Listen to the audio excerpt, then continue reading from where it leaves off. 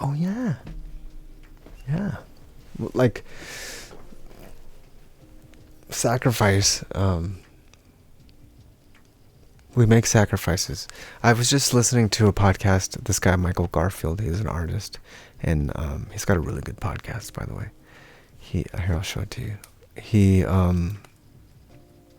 He's been one of my favorite live artists for a long time, but he kind of stopped doing art so much, and he just does podcasts now and a bunch of other stuff. But he just lost vision in one of his eyes, and he did this whole podcast about losing his eye, and then all the mythology about losing part of your sight and gaining inner vision. Like there's Orpheus or something. There's all these old stories of gods and men who have lost their eyesight and then gained something from it. You know, shit like that. What's his podcast called? Future Fossils with Michael Garfield. But it's really interesting. It's got a lot of different smart people on there talking about art and technology and shit. And it's from an artist's perspective, so he's got really good things to say. But it reminded me of a whole bunch of other stuff I've been noticing. Is this whole thing with sacrifice. Like these religions are always, there's like the sacrificial religious thing, sacrifice, and then the altar sacrifice, you know, bringing offerings, like that kind of sacrifice, and then sacrificing part of you, like how women will sacrifice a career to raise a child kind of thing, you know, or a father will do that, you know, like there's certain sacrifices we all have.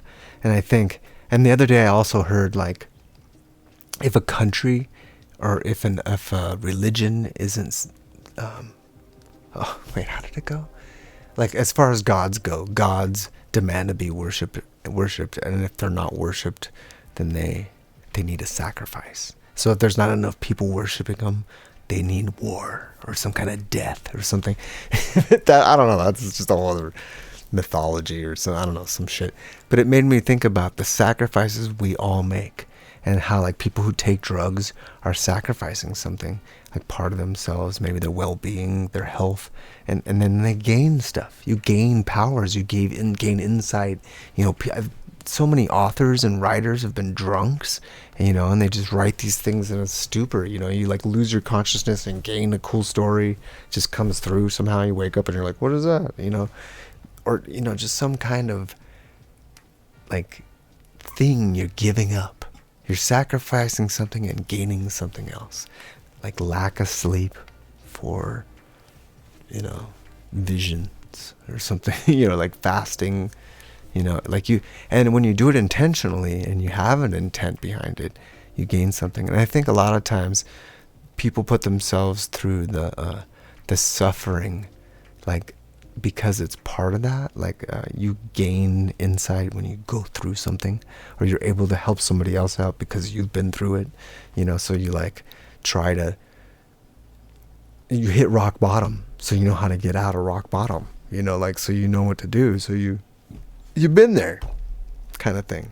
Or you have to figure out the best tools it is to get out of there, or the best two handfuls of tools. You have to figure out, I need a backpack full of tools.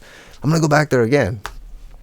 Like, we do it again and again and again just to, I don't know why. Why do we do it again?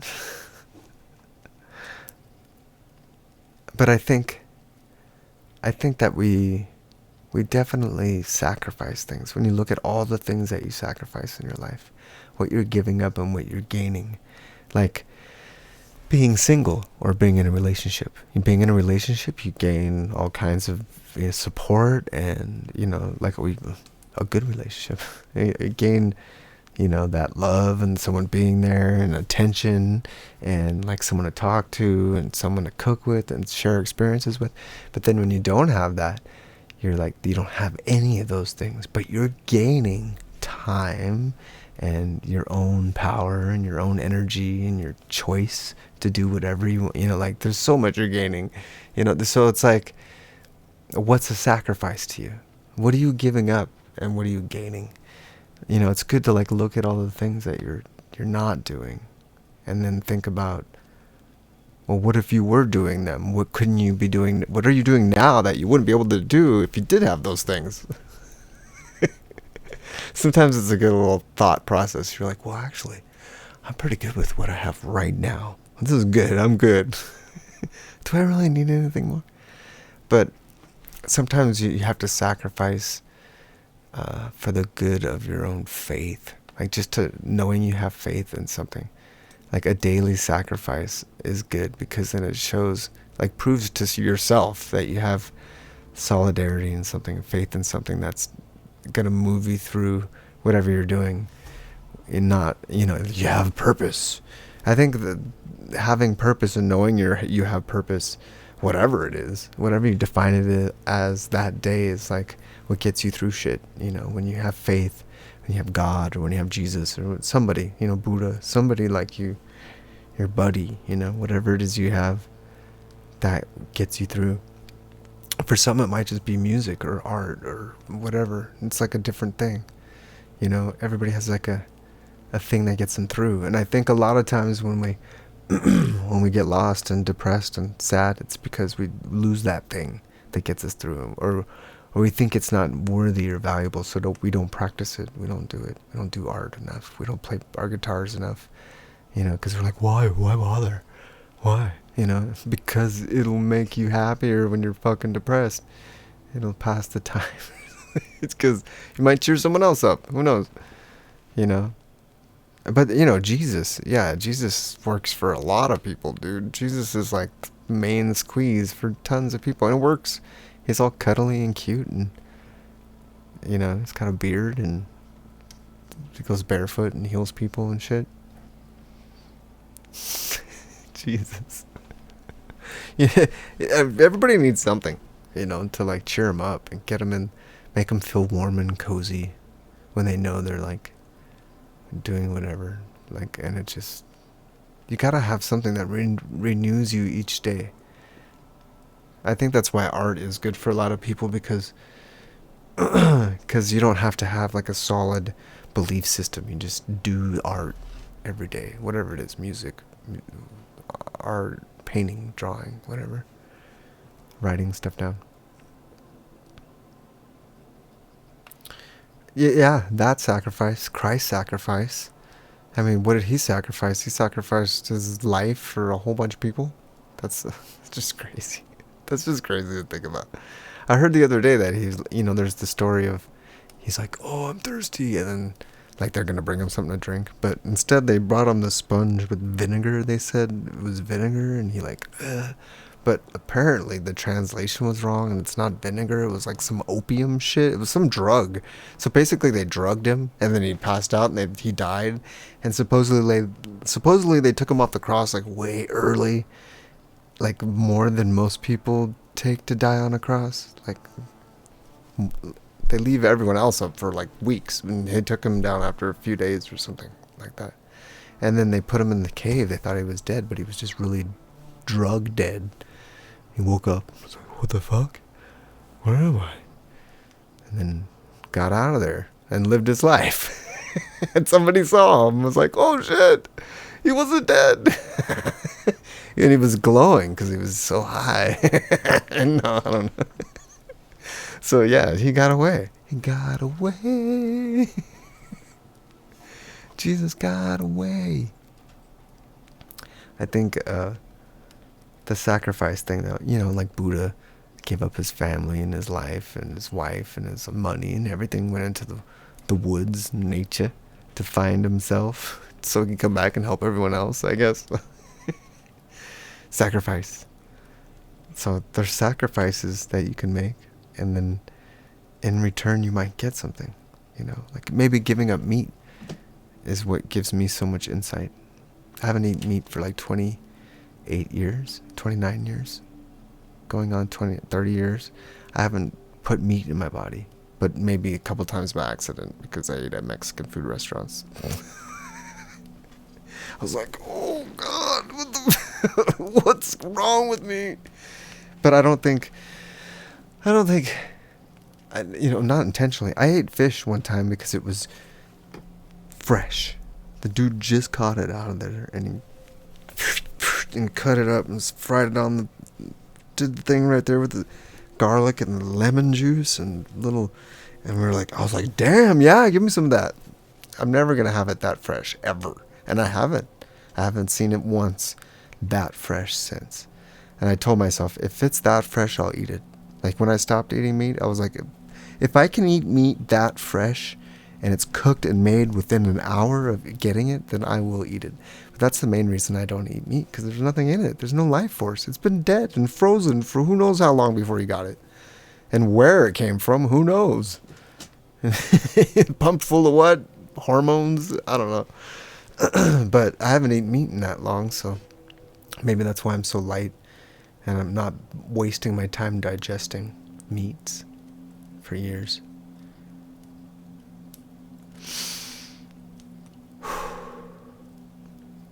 Ooh, when you breathe.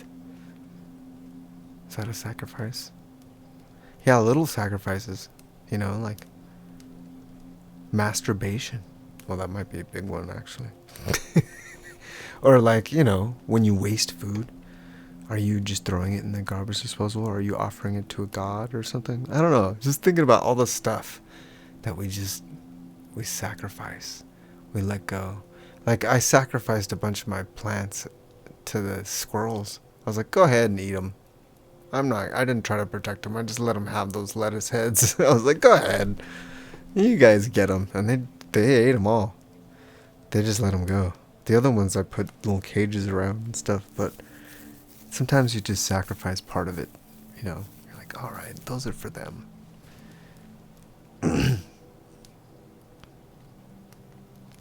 Sacrifice parts of ourselves for growth. Yeah. Yeah. I think, and it's a good thing, you know, like I think sometimes we need to be propelled into the thing we're not doing in order to get the full effect of it, you know, like if we don't go into nature for a long time and then we go out into nature and it's just the most fucking magical thing. You're like, oh my god, why haven't I not been out here? What the fuck?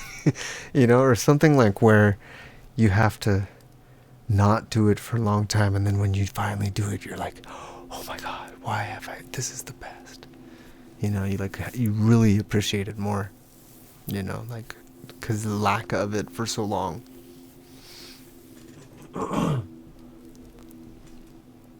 Really, I don't know about maybe living off the light. I am made of light. I'm not a person. I am made of light, and I don't need food. I'm immortal. We're all boundless energy. We just do things to take our energy away. It's actually the other way around. Like, we think we need to eat for nutrients, but it's taking nutrients from us when we eat, because we're wasting our time digesting. But if we learn to just live off the light and breathe it in and become one with it, then we don't need anything. We just regenerate off the sun or some shit. Just plug in. Like, it's all this stuff that's killing us. It's this stuff that's making us immortal. You know, we're like damaging all of our cells all the time. Let me burn some more things and put it inside of me. Let me just drink some more caffeine. Let me mash up a plant and process it and put it in me. Let me make some more sugar, like, course through my veins. You know what I mean? Like, all of it is just, we're under the influence of all this shit we put in our bodies. It's a bunch of stuff. Let's just live off the information, the light.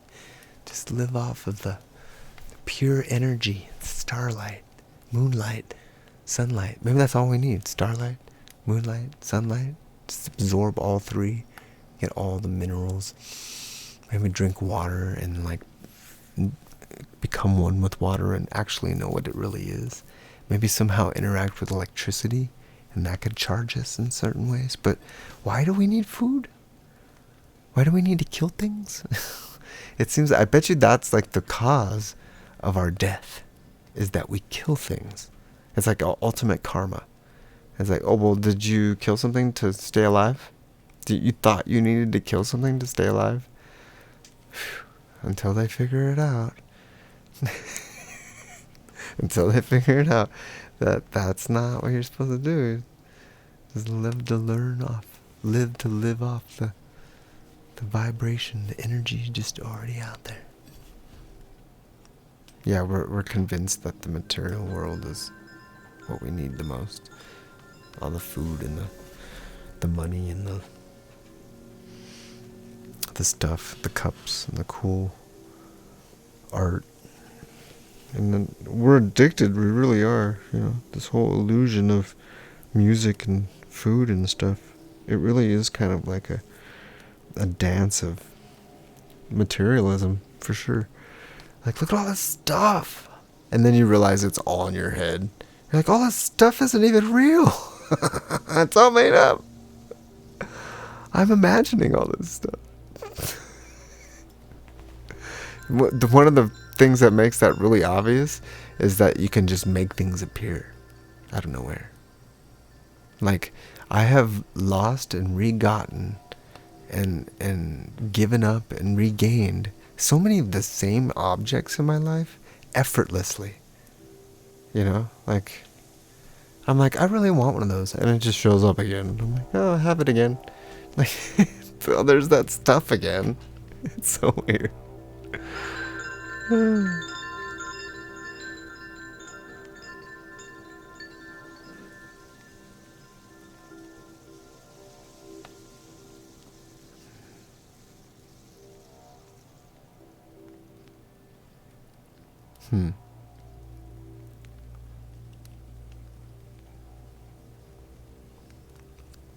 Can you contain all that information, though?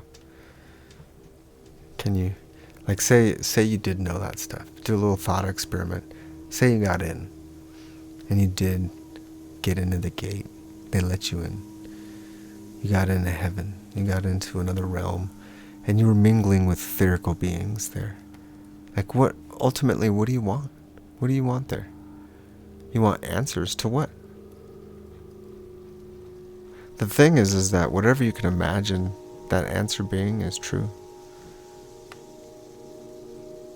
The only place we think about those things is down here. Like, we create that stuff. But it is pure imagination. It's all that stuff. It's this and that. It's like,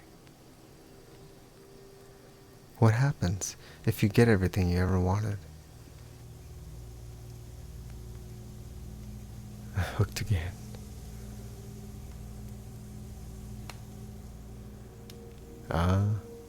There you go. Ooh, living off sunlight.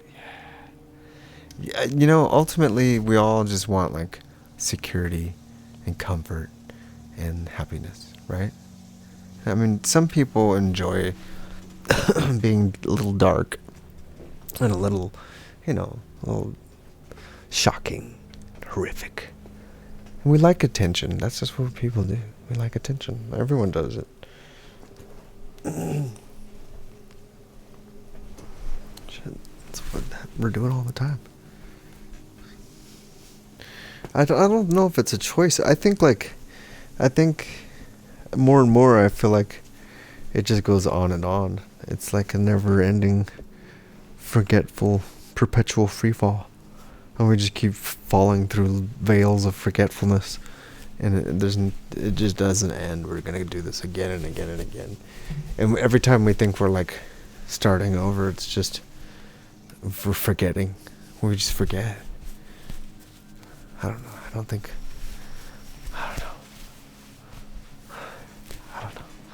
I think there's something already happened. And we're just like an after effect of it. It could have been in the future. That thing already happened in the future. And now it's rippling back into the past. And we're like, fuck. There's no escaping it. There's no getting out of it. We're fucked.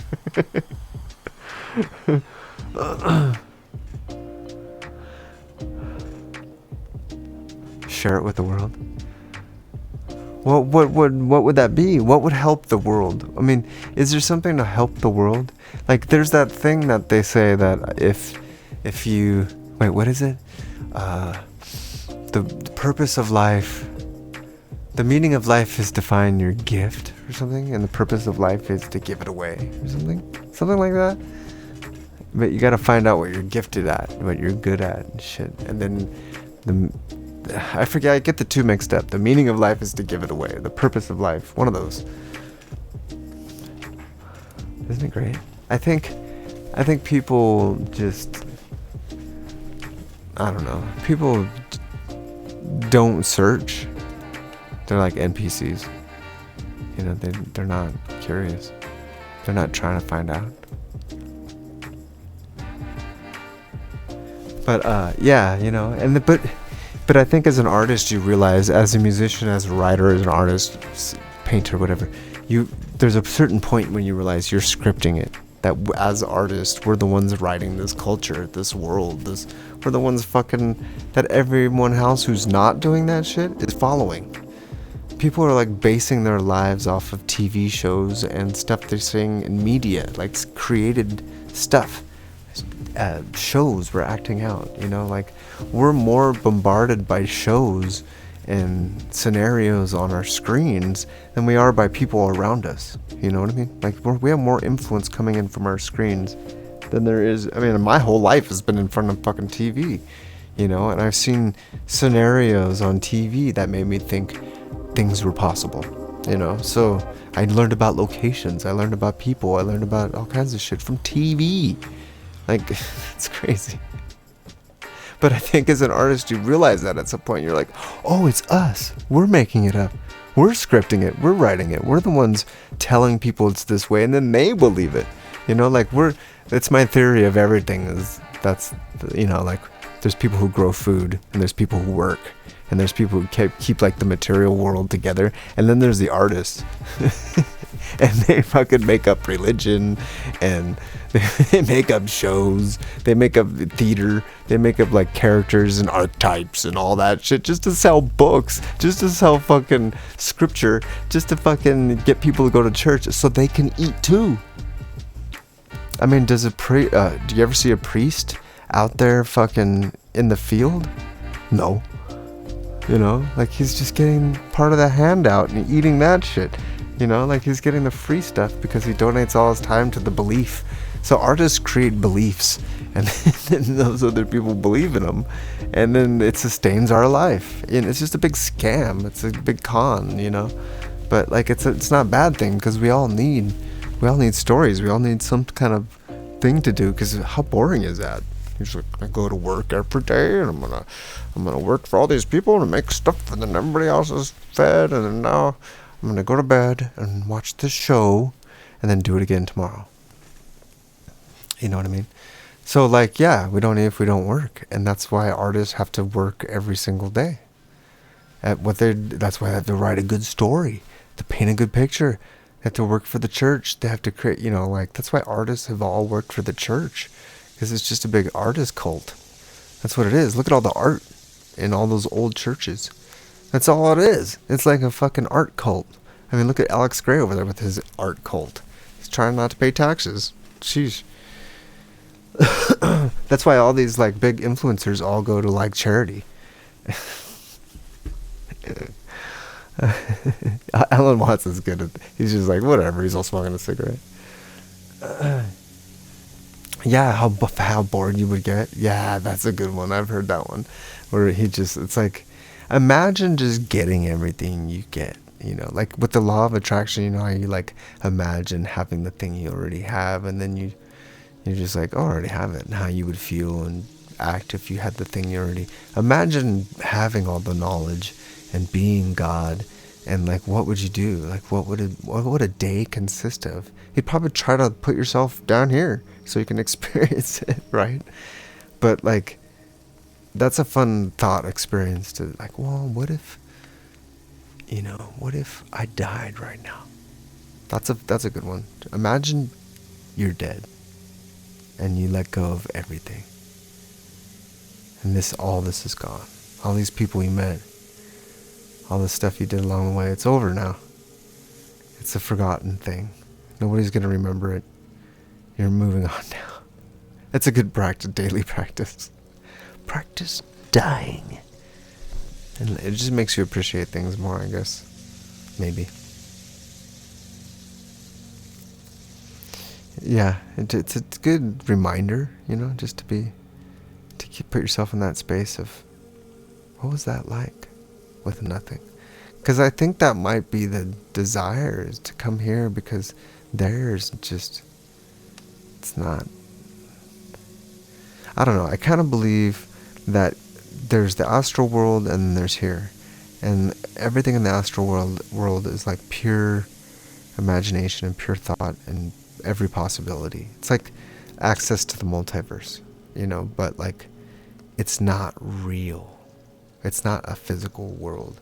But like when you come here, it's a physical world and it's super addictive. Once we get here, we become highly addicted to all these things.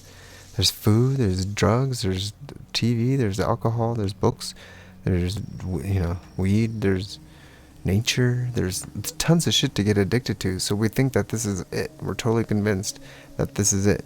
So then when we die, we're like, no. And then, and then we die. And then we go into this other world. And in that other world, in the astral, that we're already, it's like part of the same thing. It's like in the other world, we realize all the stuff we forgot, and then we connect to like, what our real reason was for going down there in the first place, because the only access point to outside of the astral is through the physical. So it's like you get dumped back into the astral and you're like, fuck. So you're like, oh, all right, let's do it again, but try to remember this time. And you go back and you're like, okay, fuck, I didn't do it. I didn't practice. I didn't hold my energy. I didn't sustain myself at that moment of death. I think like coming into the physical body and then dying is the whole point. Like at that moment of death, that there's a window, there's a portal, there's an exit point from the astral, from the physical, out beyond, and there's like another exit, outside of the cycle. But you can't get there if you die and you do it wrong. So you have to die right. You have to like, you have to live this life of letting go of everything and not being attached to anything. And then in that moment of death, have like your set intention, a whole life of seeking what it is beyond the duality, and then holding your energy in your light body beyond death. So like, there's your physical body, and then there's your astral body, etherical. Your physical body has an etherical body wrapped around it, and then you have your astral body, which is all tied together. But then there's like the light, Christ consciousness, Buddha body that's outside of that. And you have to try to get into that to get to the Godhead, which is like the source. So like the whole point is to get out of the physical and astral, but the only point out is from the physical.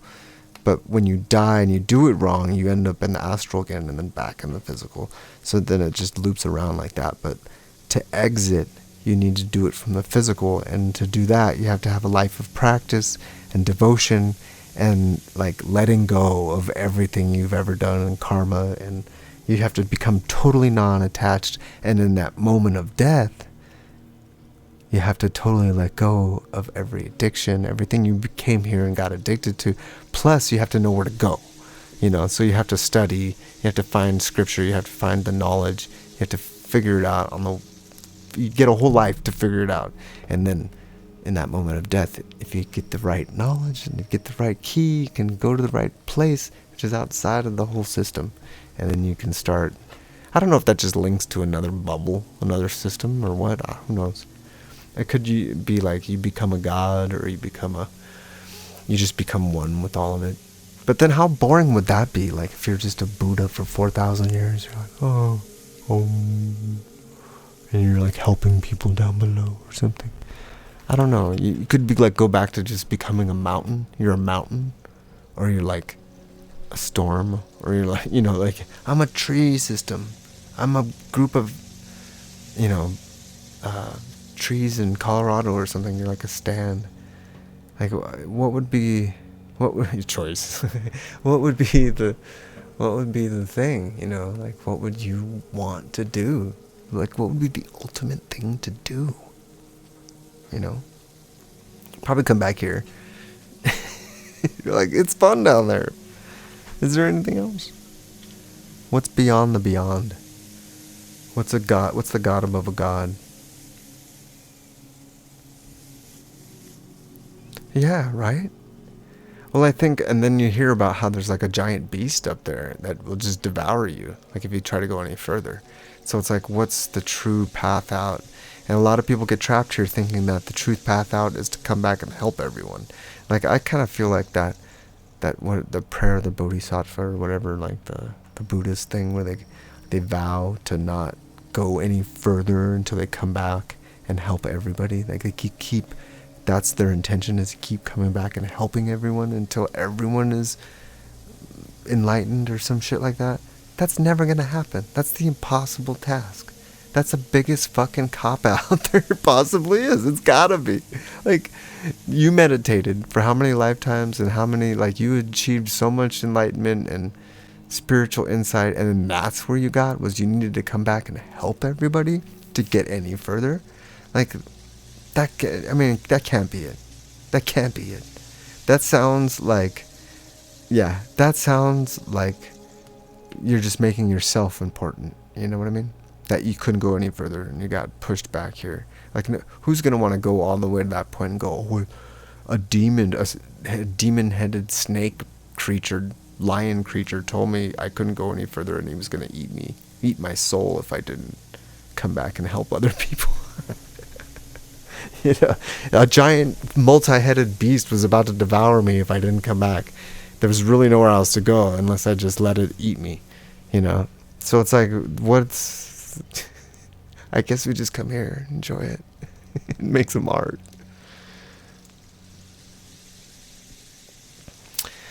You know, but love could be just as much of an illusion, you know? Like, see, I always get caught up in thinking like the light is just as equal as the dark, you know? There's this, it's like which one you want to put yourself in. There's no end result that's better. It's all just whatever one you want to put yourself in. But love is one to experience that, like, love is a more enjoyable experience. That's what makes me think that we're addicted to this world, because we think love is all there is.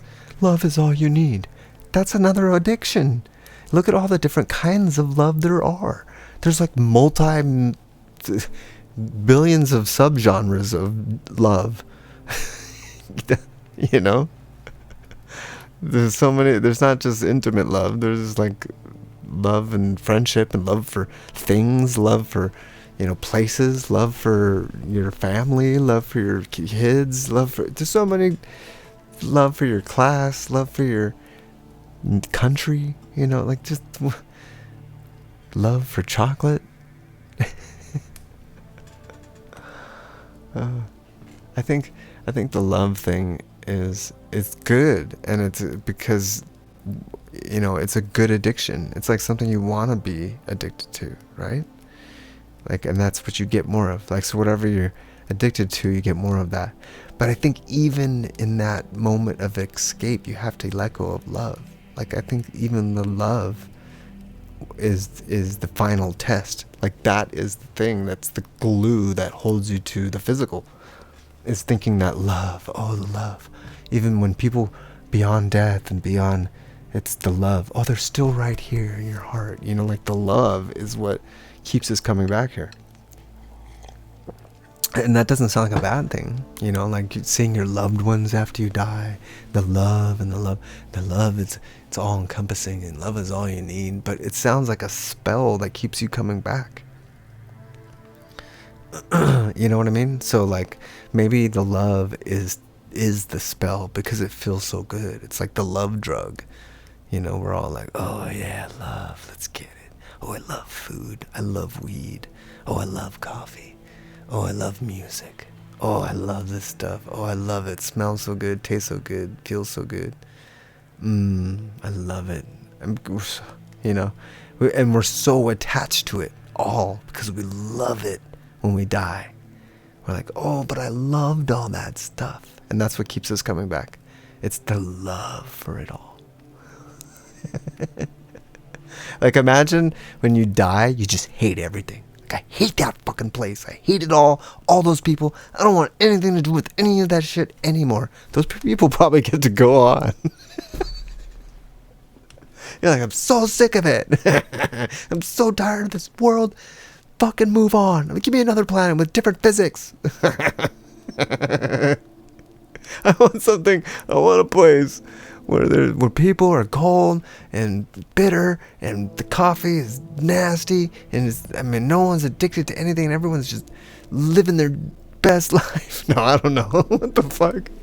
I mean, like, you can't even imagine a space outside of that. Like, what is outside of the love, and what is outside of duality? Like, have you ever seen those videos on YouTube everyone's putting up now about non-duality and trying to live like in new non-duality? That's so hard. It's so difficult to like talk, even just talk like that. You're like, none of this really matters. It's all a play. It's all just it's so weird. They get into that non-duality rap, and you're like, what are they even talking about? What is it? It is interesting, isn't it? Like, I understand it, but it's like, why are you making this video then? That's why I always come to that. I'm always like, but why are they making the video then? Oh, they want me to attend their seminar.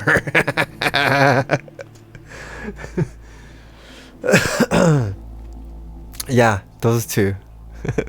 It's interesting. It's an interesting topic, but I think it's like worth trying to perceive. Like, I'm always trying to think outside of like what's already been done and what's like unimaginable in the imagined space. Like, as far as, you know, coming up with new art, new music, and new stuff. It's like you try to like reach that crest, that edge of stuff that's never been mashed up before, you know. But it's all the same stuff. We're just combining it different ways. So it's like trying to come up with that masterpiece, or that piece of work that's gonna transcend or bring people to an elevated perception or mood, or, you know, like some like art that works, you know. And art that works is satisfying. Like when you create something and someone's like, wow, that really made me feel, or that really took me to a place, or that really, you know, and you're like, it worked, they got it, they understood it, they smelled what I smelled, they felt what I felt, you know. Like when you transfer what you were trying to get across, and then they're like, oh yeah, exactly. And then, you know, it's like technology.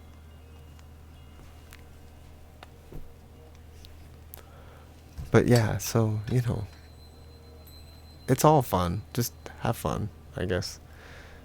Just have fun. What was I talking about?